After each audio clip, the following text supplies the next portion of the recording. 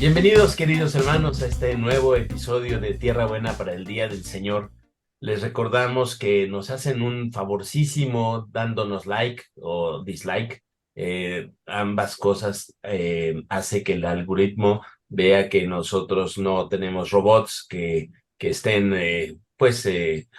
dándonos vistas y pues comenten, suscríbanse y cuando activen la campanita pongan todos para que les lleguen las notificaciones de nuestros podcasts. Bienvenidos a todos. Jaime, ¿cómo estás? Saludos, gracias, bien. Toñito, ¿cómo estás? Muy bien, muchas gracias. Buenos días.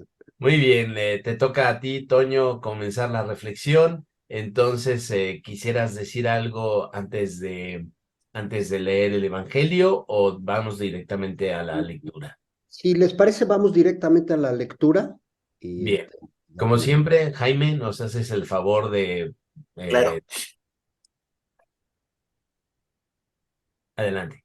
lectura del Evangelio según San Mateo.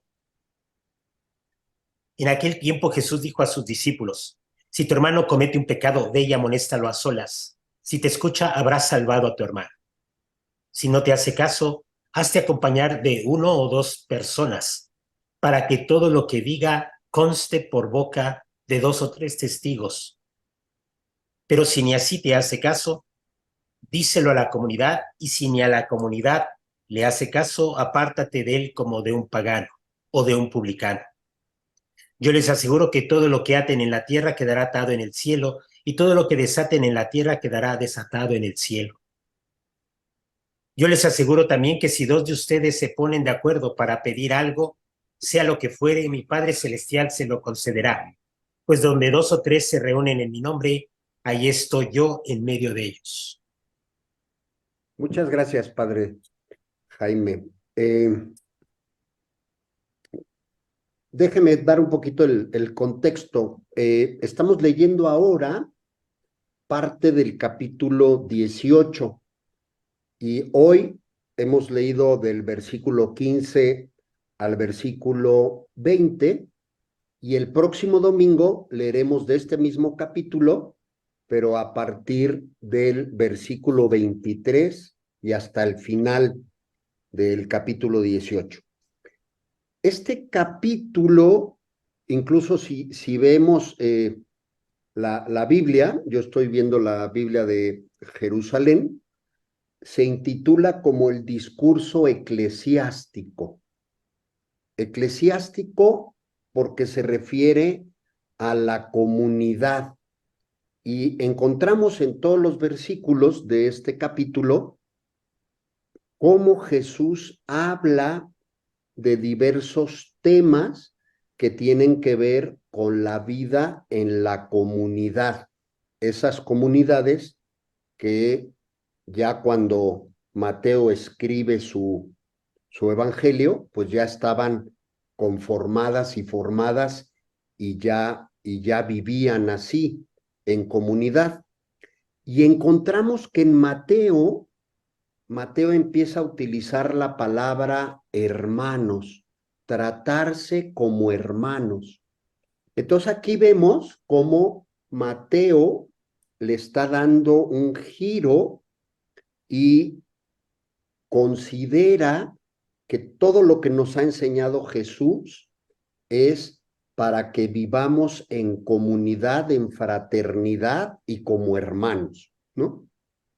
Y entonces vemos en este evangelio cómo Jesús nos habla de la corrección fraterna.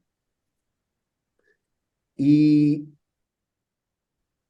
vemos que en el pueblo judío esta corrección fraterna ya se daba, ¿no? Encontramos algunos elementos que en los tiempos de Jesús, en las comunidades judías, esta corrección fraterna ya se daba, era algo que estaba presente en la comunidad judía, porque los judíos consideraban que ayudar a otro a cumplir con la ley y a vivir una vida conforme a la ley era algo que les competía a todos.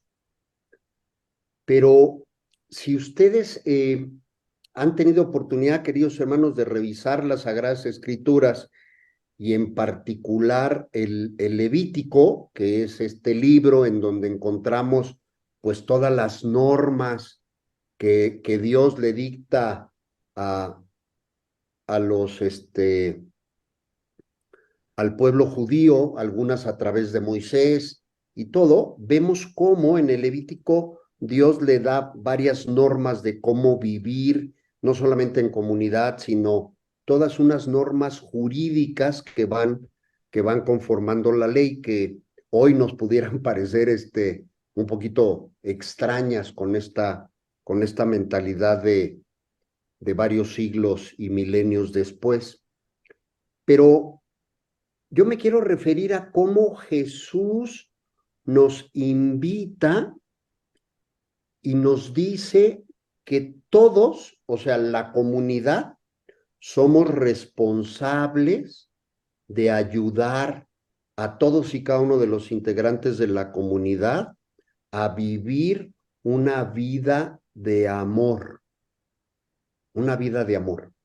Y entonces por eso empieza, y vemos que el texto empieza con una corrección fraterna, ¿no? ¿Qué quiere decir esto? Es, si yo veo que algún hermano, algún integrante de la comunidad en donde yo estoy, hizo algo que considero que no es correcto, no está bien, pues lo primero que tengo que hacer es ir y decírselo a mi hermano.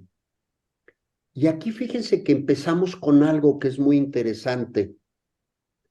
Debemos de tratar al máximo de evitar el escándalo, ¿no?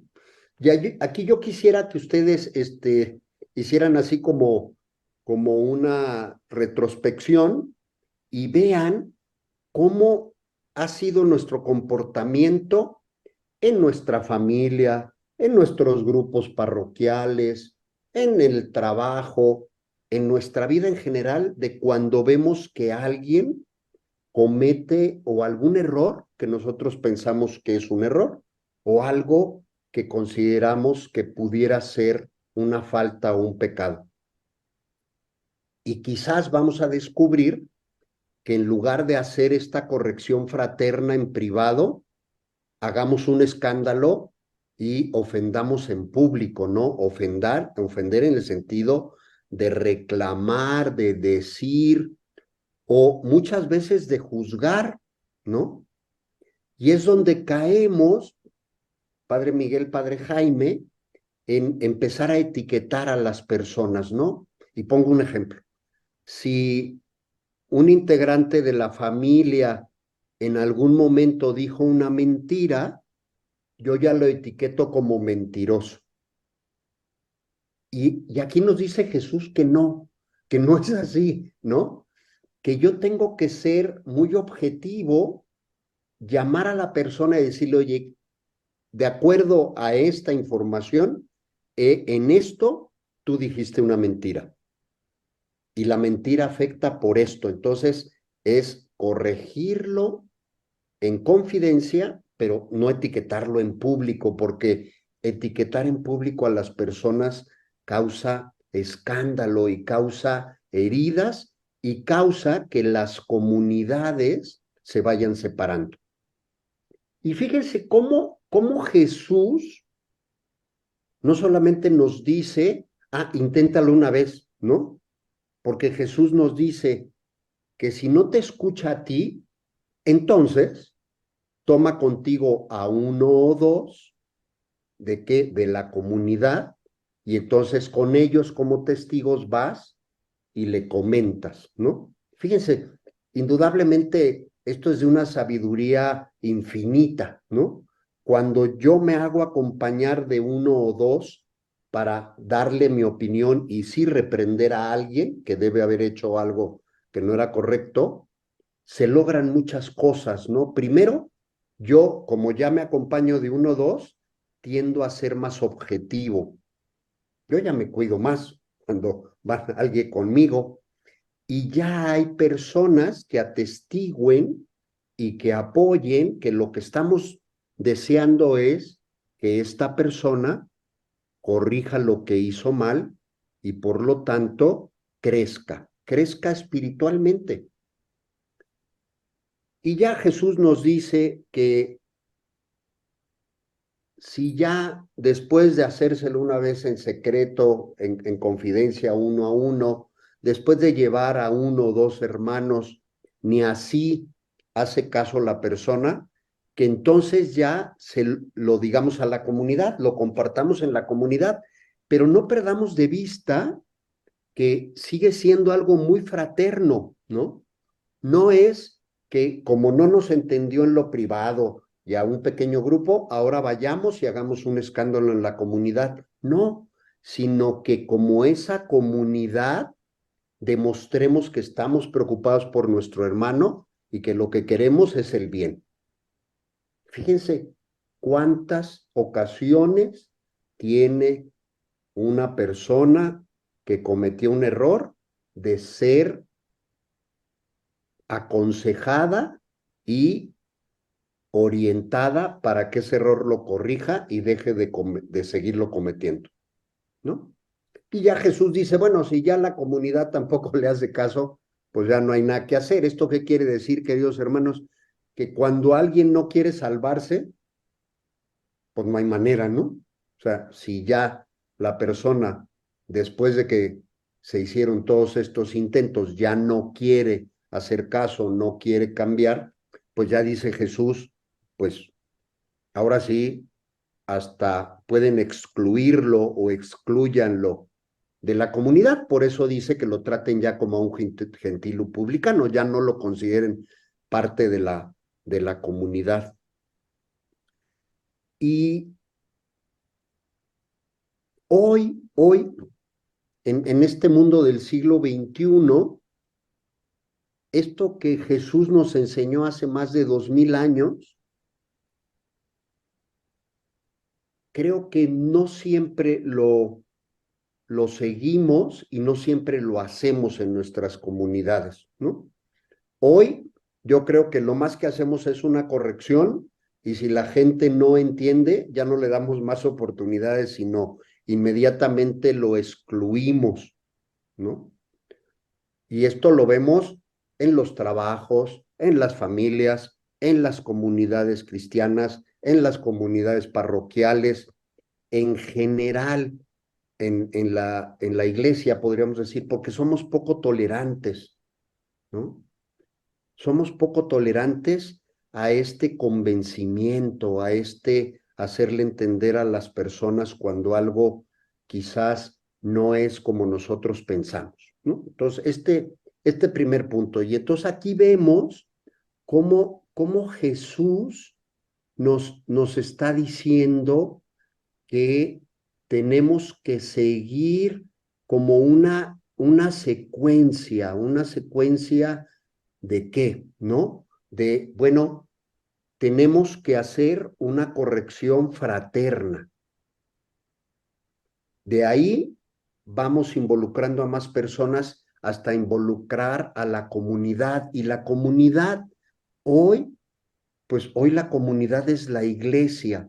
La iglesia representada en sus diferentes, digamos, grados de amplitud, ¿no? Una parroquia es una iglesia particular, una iglesia local, de ahí vamos teniendo una diócesis, pero vamos haciendo comunidades que están representadas por un grupo de fieles que están aglutinados bajo la guía pastoral de un párroco, un presbítero, y entonces aquí vemos cómo se van conformando estas comunidades. Entonces aquí es la gran invitación, queridos hermanos, de que Jesús nos dice hay que ser corrección fraterna. Pero en este mismo pasaje, Jesús confirma la autoridad de la iglesia. porque vuelve a decir, yo les aseguro que todo lo que ates en la tierra quedará atado en el cielo, y lo que desates en la tierra quedará desatado en el cielo. Confirma la autoridad que tiene la Iglesia, el poder que le ha dado a la Iglesia para encauzar esta corrección fraterna, ¿no? Que yo así lo veo, ¿no? A ver ahorita el padre Miguel y el padre Jaime que nos hacen favor de comentar, pero es esta invitación a esta corrección fraterna, no es esa espada que es para, vamos a castigar a todos y lo vamos a poner muy complicado. No, es esa autoridad que le está dando Dios para hacer una corrección fraterna, porque lo que quiere Cristo es que todos nos salvemos y que todos pongamos en práctica lo que nos vino a enseñar. Y termino esta primera reflexión de cómo en esta comunidad se puede dar esta corrección fraterna, porque Cristo nos confirma su promesa de estar presente siempre en la iglesia, en la comunidad. Aquí lo confirma, pero también Jesús nos dice, ¿cuándo estoy yo presente? Pues cuando dos o más estén reunidos en mi nombre. Y entonces aquí, queridos hermanos, la comunidad es dos o más. La comunidad cristiana no soy yo solito, ¿no? No es de que digan, no, pues yo solito hago las cosas, yo solito puedo hacer la corrección. No, no, no. La comunidad, nos dice Jesús, son dos o más. Y fíjense, esta frase que a mí me encanta, dice Jesús, reunidos en mi nombre. ¿Qué quiere decir esto? Pues que cuando dos o más se reúnen en el Espíritu, en la fe y en la redención de Cristo, Cristo está ahí. Y todo lo que pidan se les va a conceder. ¿Quién? El Padre. Entonces, aquí Cristo nos manifiesta cómo las comunidades tienen que vivir. Una comunidad puede crearse, puede vivir como hermanos si se reúne alrededor de la divinidad de Cristo en su nombre y en su redención. Aquí dejaría este primer comentario. Pues muy abundante comentario. Muchas gracias, Toñito. Jaime, ¿cómo ves? ¿Cómo aportas? Yo quisiera tomar el punto del pecado, si tu hermano comete un pecado. También la primera lectura de Ezequiel creo que habla de tu hijo de hombre. Dice, a ti hijo de hombre, permítame. A ti hijo de hombre, te he constituido centinela para la casa de Israel. Cuando escuches una palabra de mi boca, tú se la comunicarás de mi parte, y si yo pronuncio sentencia de muerte contra un hombre porque es malvado, y tú no lo amonestas para que se aparte del mal camino, el malvado morirá. Es un acto de salvación realmente, ¿no? Un acto de salvación. El poder visualizar el pecado, mi propio pecado, es un acto de salvación, es un acto de amor. Entonces, esto que dice el profeta Ezequiel, si tienes que pronunciar muerte, pronuncia. Todos estos gestos son de Dios. Y entonces aquí la comunidad representa la presencia de Dios. A mí este texto me suena como una insistencia de Dios que me ayuda a ver mi pecado. Sí podría verme también de este lado, decir, yo soy comunidad y yo tengo que señalar. Pienso que es una dinámica constante entre que a mí se me señala y yo señalo, por esa interacción que hay en la comunidad. Es un señalamiento constante, pero sí, como decía el diácono, desde este ámbito fraterno, y pensar que la comunidad es Dios salvando, es Dios que está rescatando, es Dios que está señalando, sin lugar a dudas es salvación el ver el pecado. Y ver el pecado es, pues, ver el pecado. O sea, que cuando te lo señalan, pues uno no lo ve, aunque vayan dos o tres o cuatro. Yo creo que uno no lo ve, pero Dios sigue insistiendo, porque es parte del camino de la salvación, el ver tu pecado, el mirarlo, y el mirarlo dentro de la comunidad, el mirarlo, el que un hermano te diga esto, eh, realmente salva. O sea, sí, en un ámbito fraterno, yo lo pensaría como de amigos, pero yo creo que es un poco a lo mejor más profundo esto de la fraternidad, pero, pero sí sí salva el poderse eh, uno desnudar y decir, pues sí, es esto, ¿no? Sí, lo que me señalas me duele, pero sí es esto. Yo creo que llegar a ese punto es salvación.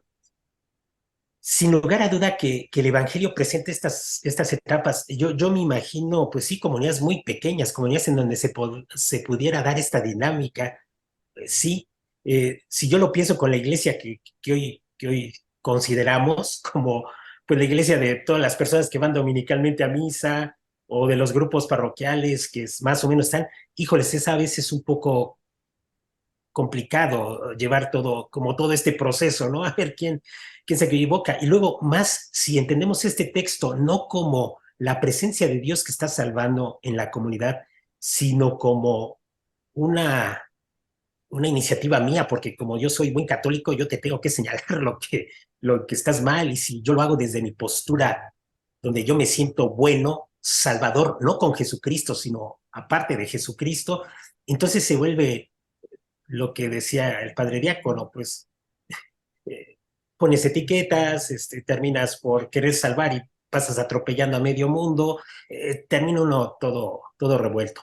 Yo sí creo que yo me pondría del lado de cómo la comunidad me ha visto a mí para salvarme y cómo me puedo resistir, cómo puedo yo cerrarme y cómo Dios insiste, cómo Dios va, va anunciándome. Pues sí, seguramente me ha anunciado también muerte, ¿no? Oye, es muerte, esto es muerte, ¿no? Y no hay vuelta de hoja. Yo sí creo que este evangelio, más que ponerme en el lado de yo tengo que señalar, porque ese también es otro punto, es muy difícil señalarle al otro, ¿no? Pero es también un acto de salvación, un acto profético. Pero yo me pongo en el lado de pues, la comunidad me salva en la medida en que está Cristo presente. Es Cristo salvando, es Dios salvando. El hermano sacerdote, yo pienso más bien en el presbiterio, bueno, pues, somos hermanos, pues, desde ahí también puede uno identificarse y decir, esta es la comunidad que salva, ¿no?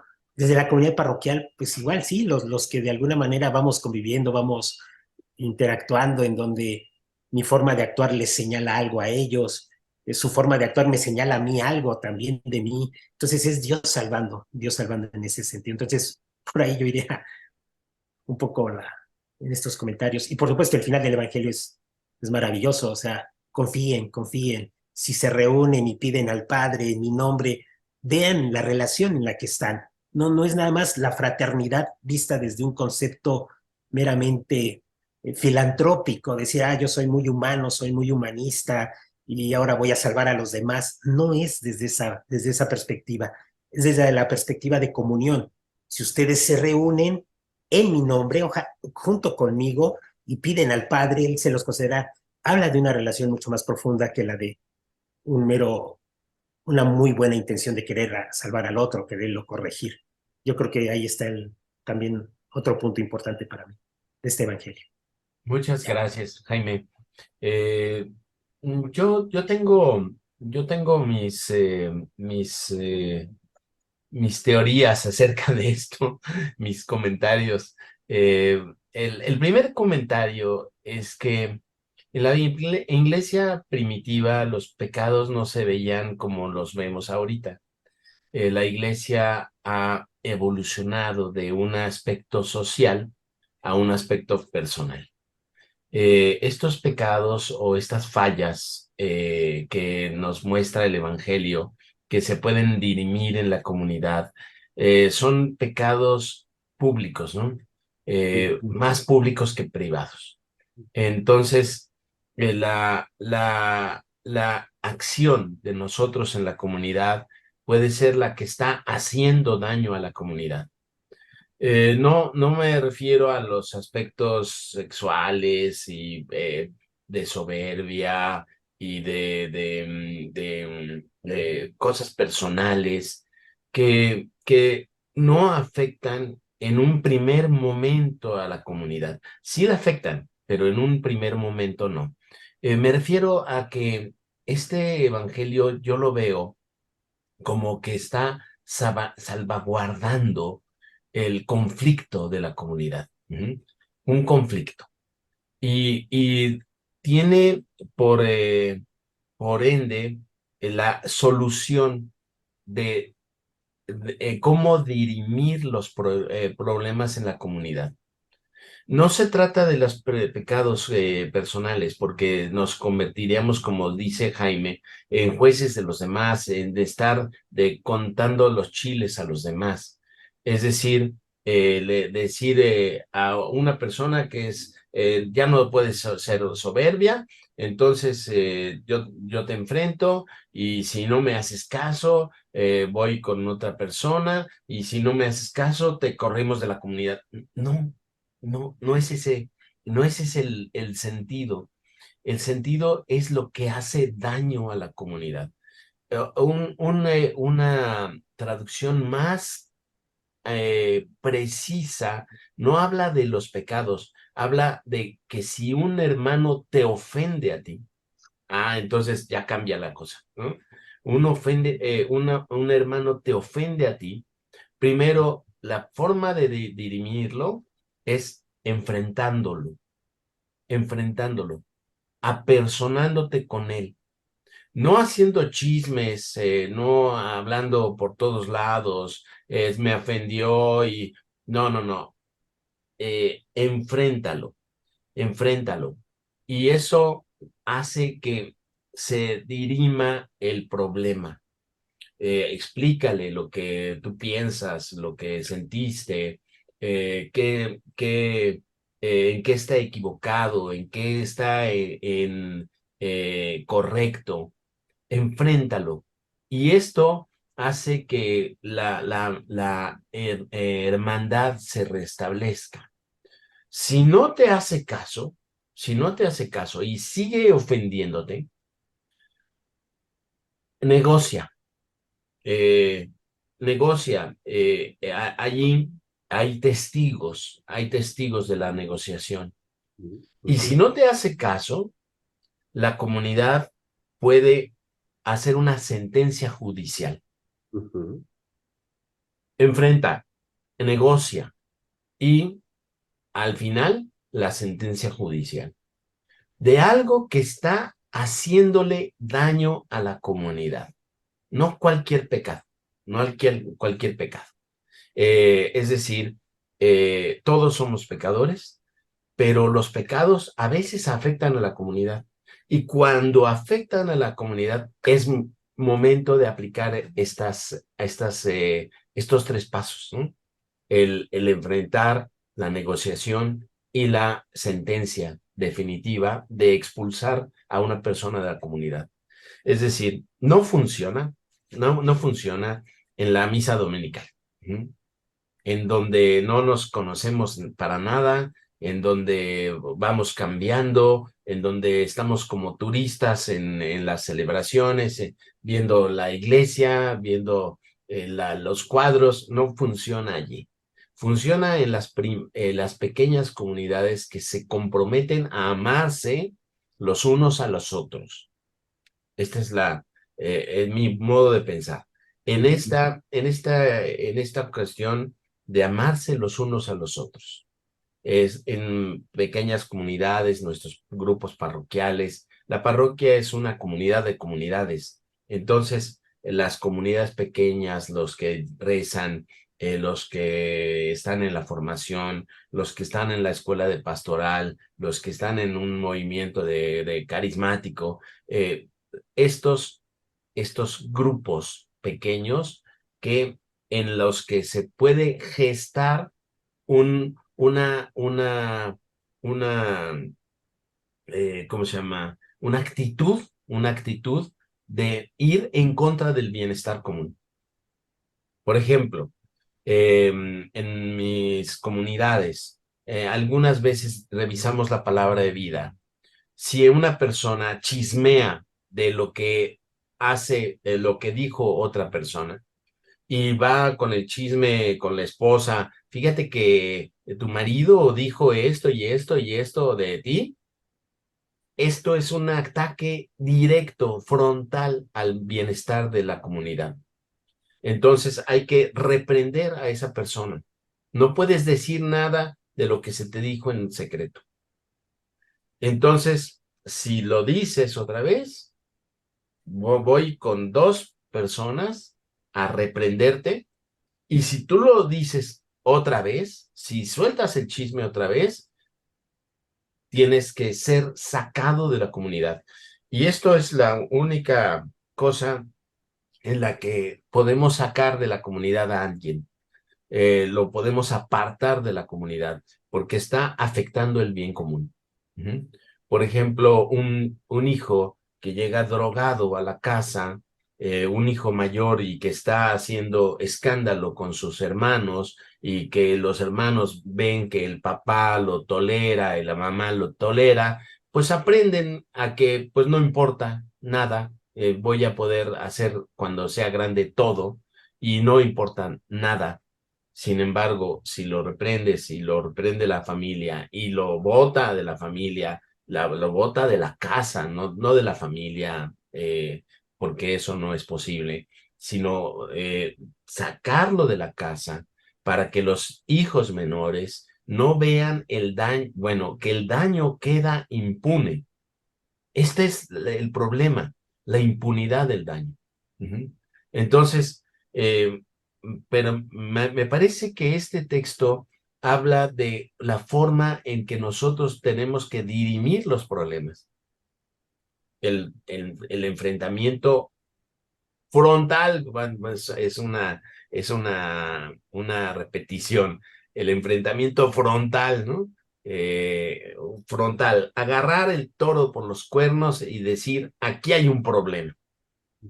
No voy a estar haciendo chismes, no voy a estar haciendo cosas, sino aquí hay un problema y lo vamos a resolver entre tú y yo. Ujú. Y luego el enfrentamiento da paso a la negociación. Es decir, dos testigos, uno o 2 testigos, que te vamos a decir que no puedes hacer esto. Vamos a negociar. ¿Qué pides y qué pedimos? ¿No? Y si no haces caso, la sentencia judicial. La comunidad se tiene que poner de acuerdo en sacar a una persona de ese núcleo de la comunidad para que no esté afectando el bienestar común. Ujú. Y esto eh, dice, ustedes lo que aten en la tierra, no tú, ustedes lo que aten en la tierra, la comunidad que es la responsable de atar y desatar. Atar y desatar tiene el signo de la autoridad, como decías, Toño. Es la autoridad de la comunidad la que desata o ata. La forma de dirimir los problemas es una autoridad de la comunidad en total. Y en ese sentido, yo creo que la visión de Jaime de que Dios actúa en la comunidad es la base de todo. Ujú. La base de todo. Dios está en la resolución de los problemas de la comunidad. Está en la resolución cuando una comunidad se atreve a dirimir sus problemas, porque eh, los problemas están por todas partes y también en la comunidad. La forma de dirimir los problemas es muy distinto en la comunidad que fuera de la comunidad. Insisto, esto no tiene nada que ver con la misa dominical, con la parroquia multitudinaria. Esto tiene que ver con una relación de de fraternidad. Yo así lo veo. Toño, qué aportas?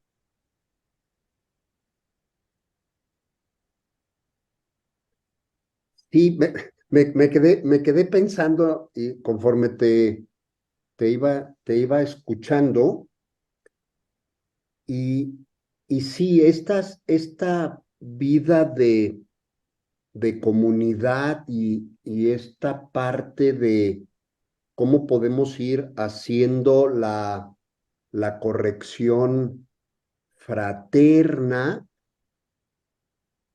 Yo quisiera, digo, para no repetir lo que ya hemos dicho, yo encuentro también en este pasaje cómo lo que nos invita Jesús es a la restauración y reconciliación, ¿no? Que puede ser aplicado, como bien mencionabas, Padre Miguel, a algo que a mí en lo individual me haya pasado con alguien o a estas situaciones que se han presentado y dado con las comunidades, ¿no? Y, y yo quisiera aquí comentar, para agregar quien le interese, es a mí la historia me gusta mucho y entonces podemos ir revisando la historia de cómo las primeras comunidades cristianas fueron, eh, diríamos, normando y dando algunas pistas de cómo dirimir este tipo de situaciones que se presentaban ya fuera de manera individual o de manera comunitaria, ¿no? Y aquí nada más anoto el hecho ahí para que si alguno de nuestros hermanos que nos hacen favor de vernos quisiera revisar un documento que a mí en lo personal se me hace muy interesante, son los cánones del Concilio de Elvira. Elvira, Loó y Granada, ¿no? Que se dice que se llevó al cabo, obviamente en España, ¿no? Lo que hoy es Granada, entre el siglo 300, perdón, en el año entre el 300 y 324, ¿no? Y bueno, como todo lo que ya tiene tantísimos años, hoy los expertos han descubierto que los 81 cánones que se tienen del Concilio de Elvira, no todos fueron escritos en esos años, en ese concilio, sino reconocen los filólogos que solamente los primeros 49 cánones, ¿no? Los siguientes se le fueron agregando en los siguientes 2 siglos. Pero yo aquí lo que los invito, queridos hermanos, y perdón, Padre Miguel, Padre Jaime, quizás me salí un poquito del tema, es que vemos que ya en ese concilio, estamos hablando de principios del siglo IV, ya se hablaban de temas como el matrimonio, el bautismo, qué pasaba con la idolatría, qué pasaba con la usura, con la asistencia frecuente a las misas, ¿no? Cómo se debía tratar a las otras comunidades. Y vamos a ir encontrando, y por eso los invito, a que vean cómo, pues, ya la iglesia, que ya llevaba 300 años, cómo empieza a hacer algunas normas, ¿no? Y que hoy nos pudieran parecer, pues todavía como difíciles de seguir, ¿no? En qué sentido? Pues en el sentido de que había algunas normas que si algún integrante de la comunidad faltaba a alguna de ellas, pues era excluido de la comunidad por algunos años. Y nada más pongo un ejemplo, ¿no?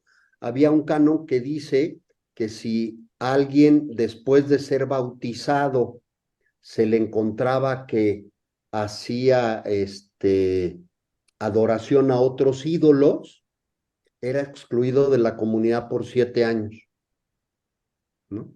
Entonces, vemos aquí cómo esas comunidades pues eran muy exigentes en el sentido de que tenían que seguirse relacionando como hermanos y viviendo esa fraternidad, ¿no?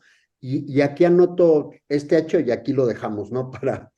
Ya en el Concilio de Elvira es el primer escrito que al menos yo he encontrado, ¿no? Que ya empieza a hablar de que los presbíteros tienen que ser célibes. Ya encontramos por ahí un primero y empieza a hablar de otras cuestiones que quien le guste la historia pueden ser interesantes, ¿no? Hablando de este sacramento que se fue configurando, del sacramento hoy que llamamos de la reconciliación, que en aquellos años se llamaba de la penitencia, pero es muy interesante cómo este sacramento se fue configurando en las diferentes comunidades cristianas, ¿no?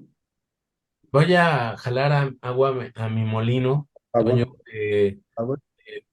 Analizando este concilio, que yo no me lo sé, tú puedes ver que los pecados em, por los cuales la comunidad vota a alguien de la comunidad son públicos. Ujú. Sí, exacto. Son públicos. Ujú, No es que yo tenga un aspecto personal, ¿no? Los aspectos personales se trabajan en la comunidad, pero los que hacen que una comunidad saque a un miembro de la comunidad o lo castigue para un tiempo, como en este caso de la idolatría, son ujú, pecados públicos, sí, son pecados que afectan a la comunidad visiblemente. ujú, Jaime. Mm. Pues nada más señalar esta frase que está también presente en el Evangelio de hace 15 días, creo. Eh, Todo lo que ates en la tierra quedará atado en el cielo. Se la dice también a Pedro cuando hace su profesión de fe ahí en Cesarea de Filipo. Y es toda esta constitución de la comunidad, ¿no? La comunidad donde va a estar presente Cristo y el poder que ya ustedes mencionaron. La autoridad y el poder de la comunidad venida de Cristo, esta autoridad. Entonces, lo relacioné porque también lo dice hace 15 días el Evangelio y ahora también lo pone, ¿no? Ahora con este detalle del que señalaba Miguel, que es ustedes, ¿no? Ujú. Y con Pedro fue así como personal, entonces está ahí constituida la comunidad. Nada Yo más eso. creo que es el paso de los apóstoles a la comunidad. ujú, Pedro es el primero de los apóstoles, ¿no? Entonces, el que lo que desates tú es los apóstoles, ¿no? Y ahora vosotros o ustedes lo que aten es toda la comunidad.